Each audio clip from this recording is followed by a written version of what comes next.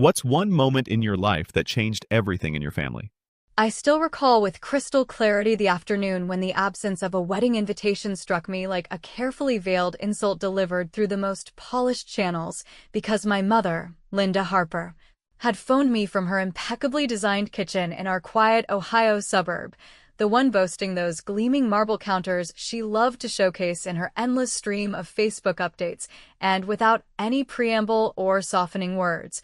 she informed me that the entire family would be converging on my younger sister Victoria's extravagant wedding in the Hamptons. Every single relative from my father Tom to my brother Jake and even distant Aunt Rita, but pointedly excluding me from the guest list.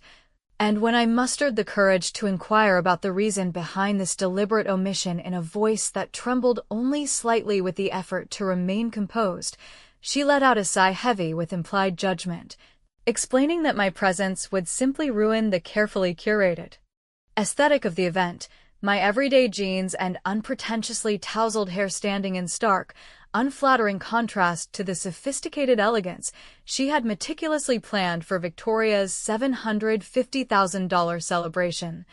complete with high-profile celebrity attendees, towering floral installations imported from exotic locales, and a venue that screamed old-money prestige amid the rolling dunes and crashing waves. This wasn't the initial instance in which I had sensed myself positioned as the perpetual outsider within our modest family of four, where I, Emily Harper, at 38 years old and scraping together a living as a freelance graphic designer in a cramped Chicago apartment that barely accommodated my drawing table and stack of overdue bills, had long played the role of the dependable but unremarkable eldest sibling, overshadowed by Victoria's effortless charisma and trajectory of success that included lucrative modeling gigs in New York and a whirlwind engagement to a Silicon Valley entrepreneur whose net worth could fund entire neighborhoods. Yet this particular exclusion carried a sharper personal edge, transforming my mother's fixation on flawless social media presentations into a tangible barrier that sidelined her firstborn, not due to some long-buried resentment or logistical oversight, but purely because my grounded,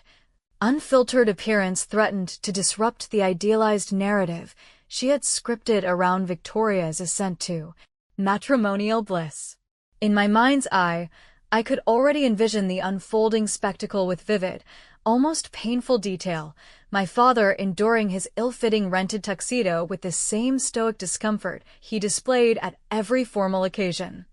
my brother Jake attempting to diffuse the tension with his signature barrage of self-deprecating jokes that masked his own simmering frustrations about being perpetually typecast as the comic relief, and Aunt Rita huddled in a corner, her voice rising and animated whispers about the gown's Milanese origins or the caterers flown in from Paris, all of them raising champagne flutes beneath twinkling strings of lights as the sun dipped into the Atlantic, toasting to a union that symbolized everything aspirational while I remained sequestered in my solitary space, perhaps warming a frozen meal in the microwave and staring at the blank walls, grappling with whether this latest slight represented the cosmos's subtle nudge towards severing the frayed ties that bound me to relatives who regarded me as little more than a convenient footnote in their highlight reel, rather than erupting into the confrontation that bubbled just beneath the surface or disconnecting the call in a fit of raw emotion or even permitting the hot tears gathering at the corners of my eyes to spill over in a cathartic release. I merely nodded into the receiver despite knowing she couldn't witness the gesture, murmuring a bland acknowledgement such as that it sounded truly wonderful, and extending wishes for an unforgettable experience, because engaging in outright battle would have handed her the theatrical validation she covertly sought in these manufactured crises. And over the years I had internalized the lesson that a measured silence often sliced deeper than the most articulate retort, particularly when it sowed seeds of doubt in her mind about whether her barbs had landed at all or if I had simply transcended the need for her approval. The ensuing days melted into a hazy routine of distraction and subdued turmoil, as I immersed myself in revisions for a demanding client who insisted on logos evoking unassailable luxury, yet constrained by a budget that forced creative compromises at every turn. And whenever my phone vibrated with alerts from the family group chat detailing minutiae like final dress alterations or the rehearsal dinner's gourmet menu featuring truffle-infused delicacies, I silenced the notifications without hesitation, convincing myself that this episode merely extended the familiar chronicle of Emily's invisibility in the Harper household saga, though beneath that rationalization a subtle ember of defiance began to glow steadily.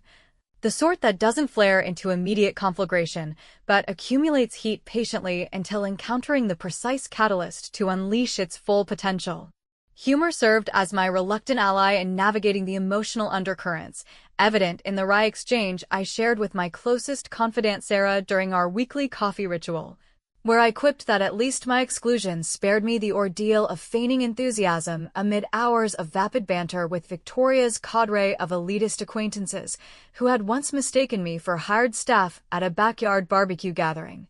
Yet even that forced levity rang somewhat empty, veiling the persistent throb of bewilderment and isolation that had taken root in my chest like an unwelcome intruder. Then, precisely 2 days prior to the wedding's commencement, while I aimlessly scrolled through an assortment of trivial videos in a bid to numb the escalating anxiety coiling within me, my phone illuminated with an incoming call from an unfamiliar number, and upon answering with cautious curiosity, a voice from my distant past emerged, resonant and unexpectedly intimate, uttering my name as though he had preserved it in some cherished corner of his memory for over a decade, drawing me inexorably back into a realm of possibilities I had long assumed consigned to the archives of what might have been, and in that instant, the foundational element of an unforeseen strategy crystallized before me, though I remained blissfully ignorant of the profound distances it would propel me across in the weeks to come. That unexpected call from Alex echoed persistently in the recesses of my thoughts like an unresolved melody from a half-forgotten song, gradually lifting the fog of resentment that had enveloped me in the wake of the wedding exclusion, just enough to sharpen my awareness of how profoundly the slight had permeated every facet of my daily existence. From deliberately avoiding the family video conferences where my mother extolled the virtues of crystalline centerpieces resembling ethereal swans to methodically erasing cherished snapshots of Victoria and me as wide-eyed children huddled under threadbare blankets, exchanging whispered confidences that now seemed as distant as another lifetime. Yet with her matrimonial extravaganza commandeering every familial dialogue and social feed, I caught myself incessantly replaying my mother's casual dismissal regarding the aesthetic during solitary meals of hastily assembled breakfast burritos that might as well have been flavored with sawdust, pondering whether she would ever confront the superficiality of her rationale for sidelining her eldest daughter in favor of an illusion of perfection that masked deeper insecurities about our family's place in a world obsessed with appearances. Alex, whom I had briefly romanced during our college days at the State University in Ohio, emerged as the charismatic visionary with an infectious grin and boundless entrepreneurial dreams who had seemingly evaporated into the ether of the burgeoning tech industry following our abrupt parting. And his earnest apology for the abrupt disappearance all those years prior, attributing it to an all-consuming career that nonetheless failed to erase his lingering recollections of me, registered as an oddly timed buoy amid the emotional turbulence, particularly when he disclosed his presence in Chicago for a professional summit and extended an invitation for casual drinks to reconnect, compelling me to scrutinize my reflection in the steamed mirror of my modest bathroom and deliberate whether this serendipitous reappearance constituted the universe's sardonic prank or the inception of a transformative alliance capable of rewriting the stagnant chapters of my narrative in ways I had scarcely imagined. In parallel, the wedding festivities progressed sans my participation through an unrelenting torrent of curated posts across various platforms that I perused surreptitiously despite my steadfast intentions to abstain, capturing Victoria's luminous figure swathed in ivory silk against the dramatic seascape of the Hamptons shoreline, my father's eyes misting over during heartfelt speeches that highlighted generational legacies, and my mother radiating an aura of triumphant orchestration as if she had single-handedly aligned the stars for this pinnacle of social validation, but nestled inconspicuously within the cascade of accolades lurked a tantalizing fragment of information that knotted my gut with fresh indignation, a passing reference to the event's partial underwriting by a long-standing family trust fund whose existence I had nearly relegated to obscurity. One that Victoria had apparently accessed with liberal abandon to bankroll her opulent affair, while I received naught but nebulous assurances of equitable distribution at some indeterminate future juncture. This revelation ignited a subdued yet deliberate form of insurgency within me, eschewing melodramatic intrusions like virtual gatecrashing of the reception in favor of a more ingenious maneuver, such as refining my professional online profile with a tagline laced with subtle irony about crafting enduring aesthetics that transcended fleeting trends. A move that inadvertently garnered attention from a niche creative agency scouting for innovative voices, and within a matter of days, I found myself presenting preliminary concepts for an advertising initiative that juxtaposed genuine substance against contrived opulence, channeling the raw ache of my familial rebuff into visual metaphors that advocated for unadorned integrity without ever explicitly alluding to the personal catalyst fueling my fervor. Dry humor proved indispensable in sustaining my equilibrium through the exhaustive late evening sessions hunched over my drafting board, where I would stifle chuckles at impromptu sketches depicting my mother as a tyrannical arbiter of style brandishing a gavel to condemn sartorial misdemeanors, or envisioning Victoria's elaborate gown ensnaring her mid-aisle in a comical tumble reminiscent of a slapstick farce, though beneath these levitous diversions percolated the intensifying quandary of whether to initiate a direct reckoning with my kin at this juncture or permit the accumulated grievances to coalesce into a more formidable reprisal, especially as my rendezvous with Alex over craft cocktails evolved into candid exchanges wherein he absorbed my diatribes against my mother's aesthetic despotism with empathetic attentiveness, recounting his own gauntlets in cutthroat corporate arenas that paralleled the insidious dynamics of my sibling rivalries, and even floating preliminary ideas for synergistic ventures that might propel my precarious freelance existence into a realm of self-assured prominence. As the week following the wedding ebbed away without a solitary outreach from home extending even perfunctory recognition of my deliberate absence, supplanted merely by a perfunctory gratitude message from Jake that smacked of dutiful obligation rather than genuine sentiment, and while I weighed Alex's proposition to accompany him on a brief business excursion to New York against the perils of rekindling vulnerabilities from yesteryears versus the exhilaration of embarking on uncharted personal terrain, my email interface suddenly flared with an unsolicited correspondence from an acquisitions editor at a prestigious design periodical, proffering a prominent feature article predicated on the burgeoning online traction of my portfolio, yet the stipulation entailed divulging intimate facets of my backstory far beyond the professional veneer I had hitherto maintained, presenting a seductive crossroads that beckoned me to interlace veiled allusions to my marginalization within the tapestry of my ascent, thereby inaugurating the subtle architecture of retribution sands descending into overt vitriol. That tantalizing prospect dangled before me akin to a provocative challenge, luring me toward the integration of judicious familial allusions sufficient to kindle intrigue and initiate the erosion of their unblemished veneer. But as I paused in contemplation, allowing the cursor to hover indecisively over the reply button, yet another notification materialized from an unanticipated sender, Victoria herself, tendering belated felicitations on an ambiguously referenced accomplishment and extending an olive branch in the form of an invitation to a leisurely post-nuptial gathering, her phrasing steeped in that cloying affability which instinctively aroused my suspicions regarding the authenticity of her overtures and the potential machinations lurking beneath the surface of her ostensibly conciliatory gesture. The invitation to brunch from Victoria lingered in my digital inbox like an unexploded grenade wrapped in festive digital ribbon, its surface adorned with an array of cheerful icons and effusive declarations of sisterly affection that rang hollow against the backdrop of our shared history marked by her habitual encroachments upon my personal boundaries,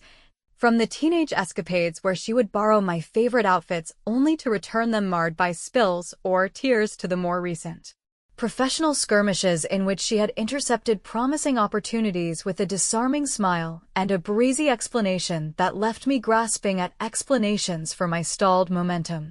So I deferred any response while plunging headlong into the preparatory phases of the magazine feature,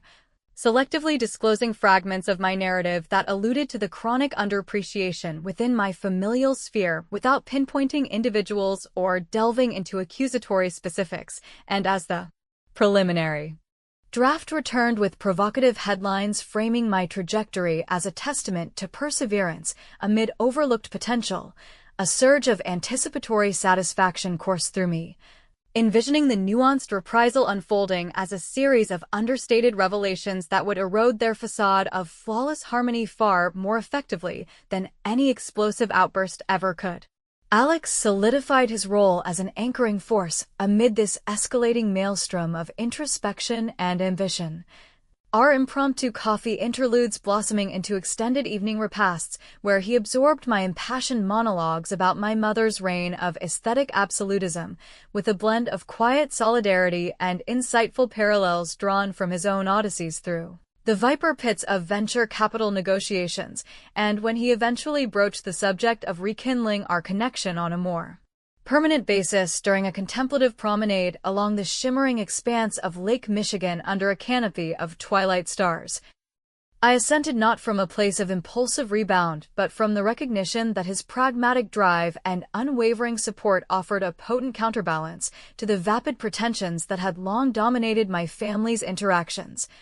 Though I couldn't shake the nagging awareness that an external audience might scrutinize this swift recommitment as a hasty diversion from deeper unresolved pains, prompting me to question whether my choices truly empowered me or merely postponed the inevitable reckoning with solitude's sharper edges. The ethical crossroads sharpened considerably during a solitary vigil of investigative probing into the intricacies of our family's financial legacy one rain-swept evening, where archived correspondences from the estate attorney surfaced to illuminate my mother's strategic manipulations of the trust allocations, funneling disproportionate resources toward Victoria's ceremonial splendor under the guise of safeguarding the family's reputational integrity while consigning me to meager allotments scarcely sufficient to offset the lingering burdens of my undergraduate debts, and the seductive urge to disseminate this discovery through anonymous channels to a tabloid outlet crystallized in my mind as an artful form of retribution that would thrust their meticulously maintained image into the unforgiving glare of public dissection. Yet I restrained the impulse, wrestling with the internal discord of my own flirtation with vindictiveness, because authentic fortitude, as I repeatedly affirmed to myself in moments of wavering resolve, resided in ascending beyond the fray without ensnaring innocence in the crossfire of collateral damage. My professional landscape burgeoned concurrently with these internal tempests, as the boutique agency commission metamorphosed into a lucrative arrangement for a multimedia campaign championing narratives of unvarnished authenticity that proliferated across urban billboards from the bustling avenues of Manhattan to the sun-drenched boulevards of Los Angeles, and Alex leveraged his expansive network to introduce me to discerning investors who discerned untapped value in my distinctive viewpoint forged through adversity. But the mounting familial discord manifested palpably when my mother initiated an unsolicited telephone conversation laced with contrived joviality, inquiring pointedly about my conspicuous silence following the circulation of the wedding gallery she had disseminated and subtly excavating for indications of lingering bitterness, to which I responded with artful nonchalance, alluding to an overcrowded calendar infused with enigmatic developments that compelled her to probe further in a manner that betrayed her underlying unease. A thread of wry amusement threaded through the heavier burdens, manifesting in the shared laughter with Alex over a flawed prototype design that inadvertently lampooned Victoria's bridal attire as an inflated spectacle akin to a buoyant parade float, or in my sardonic aside to Sarah during our confab that my evolving strategy for reprisal resembled a dietary regimen heavy on indulgence and light on concessions, yet the pervasive aura of ambiguity persisted, exacerbated by emergent intimations such as Jake's cryptic dispatch cautioning about the post-ceremonial depletion of familial coffers that sowed seeds of doubt regarding whether unmasking the fiscal improprieties would foster mending or merely exacerbate the fissures already spiderwebbing through our bonds. Subsequently, as I contemplated an impromptu sojourn with Alex to reconnoiter prospective matrimonial locales across the European continent well removed from the lingering specters of Hampton's glamour, the proffered brunch with Victoria escalated into an unanticipated confrontation at a chic eatery in the heart of Chicago's vibrant culinary district, where she materialized alongside her freshly minted spouse, exuding an aura of post-honeymoon radiance coupled with rehearsed expressions of remorse for the logistical lapse in my inclusion, attributing it to the frenetic orchestration of event coordinators and pre-wedding anxieties. But her gaze flickered involuntarily toward my smartphone at the precise instant it hummed with an affirmative reservation from Parisian authorities concerning an idyllic, secluded site for our envisioned elopement, and in that fleeting exchange of glances, I detected the unmistakable glint of covetousness that affirmed her awareness of my burgeoning prominence surpassed the superficial pleasantries she proffered, compelling me to contemplate the profundity of her ostensibly spontaneous outreach and the concealed agendas it might harbor beneath its veneer of reconciliation. The orchestrated encounter at the cafe with Victoria reverberated in my consciousness long after we had exchanged parting pleasantries laced with unspoken barbs. Her embraces constricting like vines intent on reclaiming territory she had long viewed as her dominion, and her inquiries delving too insistently into the origins of my revitalized professional trajectory, casually interspersing boasts about her idyllic escape to Bali as if such extravagances were mere footnotes in her narrative, while her eyes lingered appraisingly on the understated pendant Alex had gifted me, prompting me to retreat from the scene with a burgeoning blueprint for transmuting her inquisitiveness into the ideal smokescreen for my clandestine progression toward a Parisian union that promised to outshine her spectacle through sheer subtlety and authenticity, rather than ostentatious excess. Alex and I immersed ourselves in the orchestration of this audacious venture with a conspiratorial delight that bordered on exhilaration, securing air travel under pseudonyms to evade any inadvertent disclosures, and curating a series of enigmatic digital vignettes on my platforms. Artful renderings of the Eiffel Tower's silhouette interwoven with motifs from my latest design series that allured followers with whispers of burgeoning romance devoid of overt declarations, strategically embedding breadcrumbs such as a snapshot of an heirloom band bathed in soft golden light that ignited frenzied conjecture and comment threads, thereby erecting the scaffold of my ingenious counterstroke incrementally as an influx of endorsements from unfamiliar admirers celebrated my emergent radiance, all while my relatives persisted in their oblivious cocoon, interpreting my reticence as mere preoccupation rather than the prelude to a seismic shift. The internal strife amplified as we navigated the logistical labyrinth from the comfort of my Chicago sanctuary, with my mother's subsequent communications adopting an insistent timbre threaded with manipulative appeals to familial duty about my protracted absence from hearth and home in the aftermath of the Hamptons revelry. And when I ventured a partial fabrication concerning an impending professional odyssey to the continent in hopes of deflecting scrutiny, she seized upon the revelation with immediate blueprints for her own inclusion, necessitating a cascade of evasive maneuvers that positioned me squarely in the role of the antagonist within my self-authored tale. And admittedly, a segment of my psyche recognized that observers might critique these circumlocutions as cowardly detours from forthright confrontation that could have precipitated an earlier catharsis through unfiltered discourse.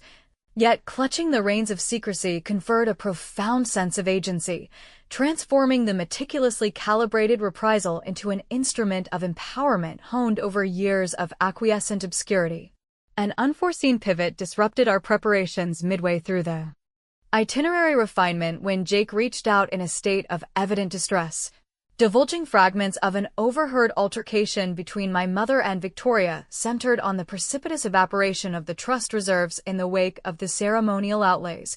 with my sister advocating aggressively for liquidating the ancestral residence to underwrite her forthcoming entrepreneurial foray, and he implored my intervention to avert the impending dissolution before it engulfed us all, thrusting me into an excruciating ethical quagmire. Whether to precipitate the unveiling of these fiscal malfeasances at this juncture for a swift dispensation of equity, or to nurture the discord until my impending nuptials amplified the resonance of their indiscretions. A conundrum that propelled me into nocturnal circuits of my confined living quarters, balancing the scales of fraternal allegiance against the intoxicating allure of amplified vindication that simmered just beyond the horizon. Traces of levity punctured the mounting pressure, evident in Alex's playful proposition that our matrimonial pledges incorporate a covenant immunizing us against intrusive parental interferences, or in my droll complaint to the booking consultant about procuring a locale that exuded amorous enchantment yet murmured discretion in equal measure, and upon our arrival in Paris, the metropolis enveloped us in its timeless allure like a tacit accomplice, from languid rambles beside the serpentine Seine where Alex formalized his proposal with a circlet that gleamed with refined poise to sequestered suppers mapping the contours of our right at a concealed estate shrouded in verdant foliage that evoked whispers of bygone romances. Nevertheless, the escalating discord crested on the threshold of our ceremonial dawn when my communication device erupted in a frenzy of incoming signals. A surreptitious alert from a freelance photographer disseminated via an indeterminate informant bearing the unmistakable imprint of Victoria's expansive social web, transfiguring our intimate interlude into a prospective extravaganza fraught with exposure. And as Alex and I scrambled to recalibrate arrangements amidst the pandemonium of intrusive lenses clustered beyond our lodging's facade, I found myself transfixed by the rippling waters of the Seine, interrogating whether this burgeoning notoriety would inter the vestiges of ancestral grievances in oblivion or merely fan the flames of fresh animosities poised to consume the fragile edifice of our hard-won serenity. The Parisian nuptials materialized in a vortex of improvised declarations and tender exchanges beneath the chateau's cascading veil of ivy that seemed to conspire with the fading light to sanctify our union. Alex's fingers interlaced firmly with mine as we articulated vows brimming with the authenticity of shared trials and unspoken futures in a ritual that distanced itself profoundly from Victoria's grandiose affair through its emphasis on intimate sincerity over lavish pageantry. Incorporating only a select cadre of impartial observers and the perpetual symphony of the city's boulevards as our resonant accompaniment, yet the veritable detonation transpired mere hours subsequent to our departure from the altar when spontaneous images of us, captured in unguarded mirth against the twilight silhouette of the Eiffel Tower, percolated through digital conduits and propelled themselves onto the premier layouts of publications spanning from the glossy annals of Vogue to the populist chronicles of People magazine, with sensational captions heralding the clandestine matrimony of an ascendant creative luminary and her Silicon Valley innovator consort, instantaneously elevating my unobtrusive victory into a phenomenon that captivated national discourse and reshaped perceptions of triumph born from the ashes of familial disregard. Responses from my kin cascaded upon me in an overwhelming deluge akin to a virtual monsoon, my mother's voicemail dispatches oscillating between incredulity and insistent entreaties for elaboration on the minutiae of our arrangements. Victoria's electronic missives veering from obligatory commendations to interrogative probes concerning the fiscal underpinnings of such an elite seclusion, and Jake's succinct communiqué conveying a palpable alleviation intertwined with disclosures that the ensuing media tempest had compelled a rigorous examination of the trust's allocations by legal overseers, thereby administering the gratifying reprisal in successive undulations as their meticulously polished persona fractured beneath the inexorable pressure of my unsolicited prominence, achieved without my direct orchestration beyond the judicious dissemination of those enigmatic hints I had sown across the preceding months, like seeds awaiting the perfect tempest to flourish. Reflecting retrospectively, the convolutions of the saga aligned with crystalline logic in the afterglow. The surreptitious dissemination of our imagery plausibly attributable to a disgruntled affiliate within Victoria's labyrinthine network of influencers.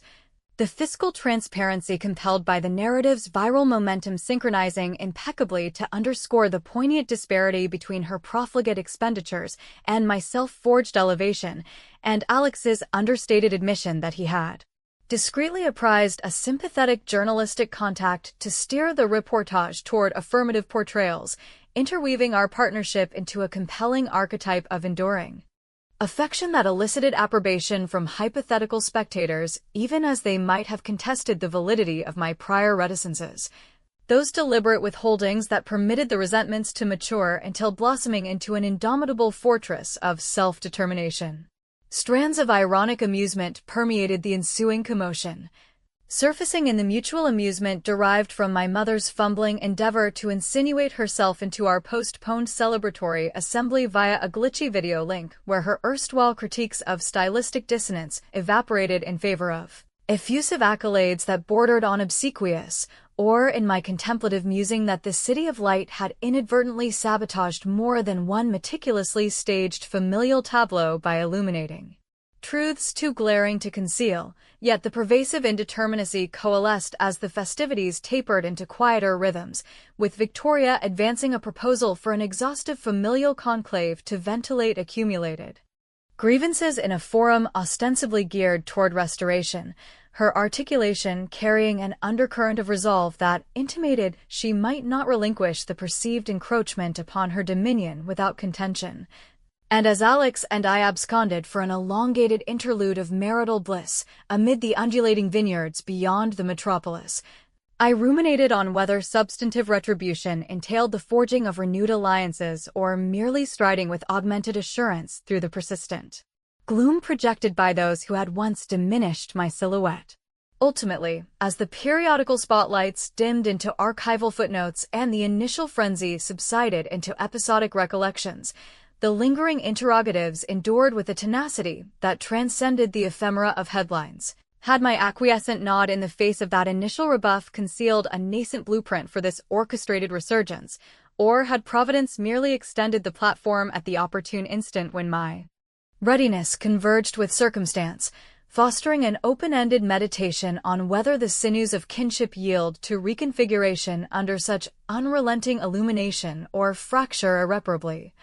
A contemplation that resonates enduringly in the silences following the dispersal of celebratory debris and invites perpetual speculation on the elusive boundaries between vengeance and vindication.